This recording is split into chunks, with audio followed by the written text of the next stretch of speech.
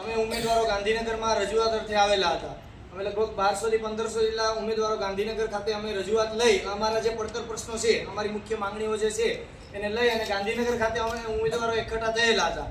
પણ સૌપ્રથમ અમારી રજૂઆત સૌથી પહેલા શિક્ષણ મંત્રી સાહેબને કરવા જઈએ એ પહેલા તમામ ઉમેદવારોની છે એ પોલીસ પ્રશાસનને આગળ કરી અને અમારી ઉમેદવારોની અટકાયત કરી અને ગાંધીનગરના અલગ અલગ પોલીસ સ્ટેશનમાં અમારી અટકાયત કરીને હાલ અમને પૂરી રાખવામાં આવ્યા છે.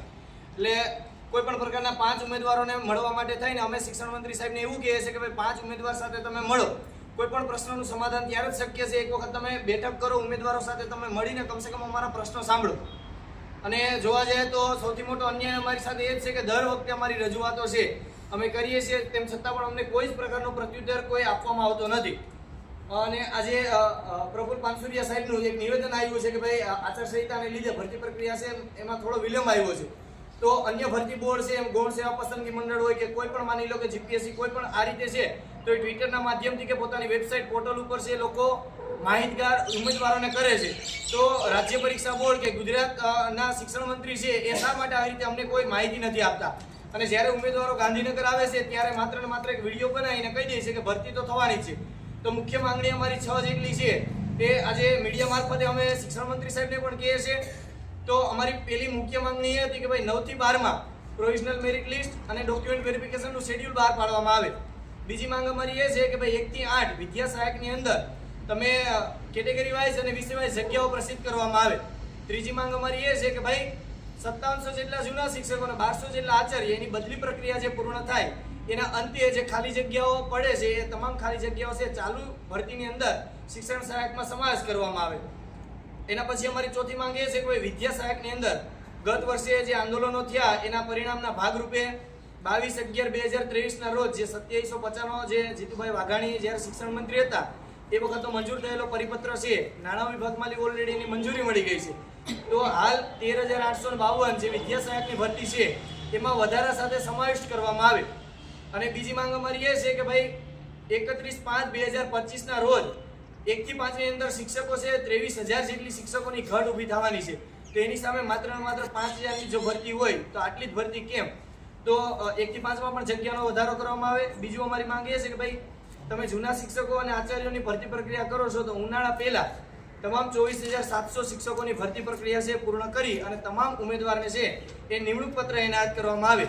હાલ શિક્ષણ મંત્રી સાહેબને, મુખ્યમંત્રી સાહેબને અને શિક્ષણ વિભાગ સાથે સંકળાયેલા તમામ અધિકારી સાહેબને અમે મીડિયા મારફતે આ અમારી માંગણીઓ, લાગણીઓ, આવેદન, નિવેદન તમે જે સમજો એ અમે તમને રજૂ કરીએ છીએ.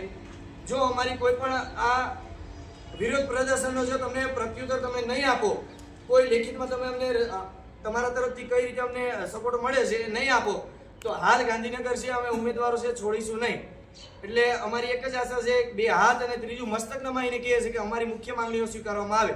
જો નહીં સ્વીકારવામાં આવે તો ગાંધીનગર છોડશું નહીં.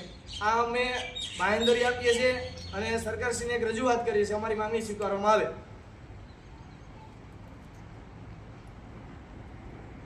એક રજૂઆત છે કે ભરતી છે ક્રમિક થવી જોઈએ, કેમ કે અમે 9 થી 12 ના જ્યારે નિયામક સાહેબને મળીએ છીએ ત્યારે એમ કહે છે કે અમને ઉપરથી શિક્ષણ મંત્રી સાહેબે કોઈ પ્રકારનું લેખિતમાં ક્રમિક ભરતી બાબતે અમને કીધું નથી.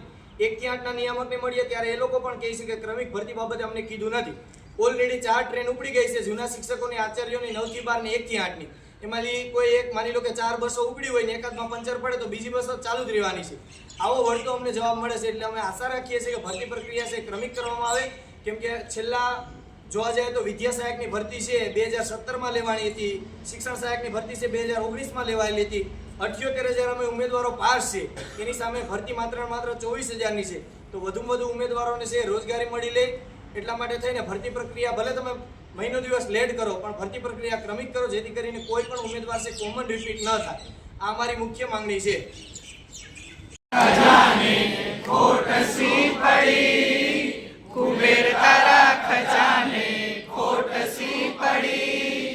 આપી દીધી તે જ્ઞાન સહાયક કાયમી માસી ખોટ પડી, કાયમી માસી નહીં કરી તે કાયમી ભરતી આખરે રડી, નહીં કરી તે કાયમી ભરતી આખરે રડી, આખરે રડી રે મારી આખરે રડી, આખરે રડી રે મારી આખરે રડી.